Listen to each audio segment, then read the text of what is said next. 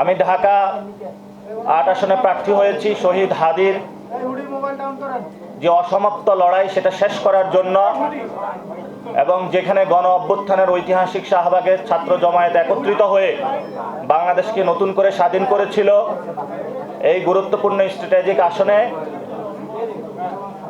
শত চ্যালেঞ্জ নিয়ে আমি এখানে কাজ শুরু করব ইনশাআল্লাহ। এবং আজকে মনোনয়ন জমা দিয়েছি এবং জাতীয় নাগরিক পার্টির একটি গুরুত্বপূর্ণ কাজ, আমি দায়িত্বে ছিলাম নির্বাচন পরিচালনা কমিটির প্রধান। আমি আজকে আপনাদের সামনে আমার এই কাজ হস্তান্তর করছি। আপনারা জানেন যে সংস্কার, বিচার, দুর্নীতি বিরোধী,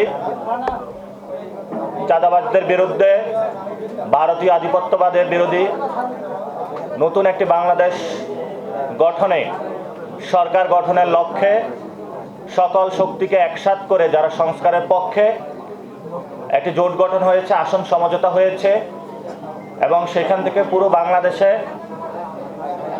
জাতীয় নাগরিক পার্টি এনসিপির পক্ষ থেকে অনেকেই মনোনয়ন ফর্ম জমা দিয়েছেন। আমাদের জাতীয় নাগরিক পার্টির পক্ষ থেকে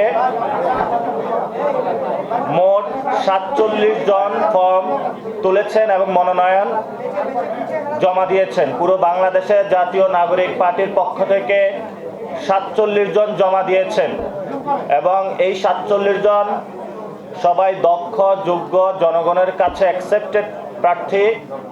আমরা দীর্ঘ প্রক্রিয়ার মধ্য দিয়ে এই মানুষগুলোকে নিয়ে আমাদের নতুন শুভযাত্রা শুরু করেছি।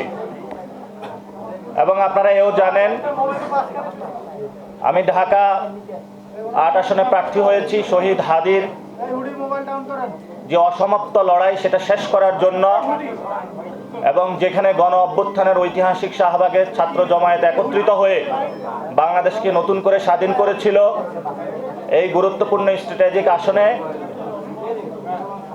শত চ্যালেঞ্জ নিয়ে আমি এখানে কাজ শুরু করব ইনশাআল্লাহ। এবং আজকে মনোনয়ন জমা দিয়েছি এবং জাতীয় নাগরিক পার্টির একটি গুরুত্বপূর্ণ কাজ, আমি দায়িত্বে ছিলাম নির্বাচন পরিচালনা কমিটির প্রধান। আমি আজকে আপনাদের সামনে আমার এই কাজ হস্তান্তর করছি। আমি নির্বাচন পরিচালনা কমিটি, যেহেতু আমি সংসদীয় আসনে নির্বাচন করব, নির্বাচন পরিচালনা কমিটির আমি দায়িত্ব থেকে আজকে অব্যাহতি নিলাম। পরবর্তীতে যিনি নতুন দায়িত্বে আসবেন, আপনাদের প্রিয় চেনামুখ একজন আসবেন, সেটাও আহ্বায়ক ঘোষণা দিবেন। ইনশাআল্লাহ রাজপথে দেখা হবে, সংসদে সবার সাথে দেখা হবে।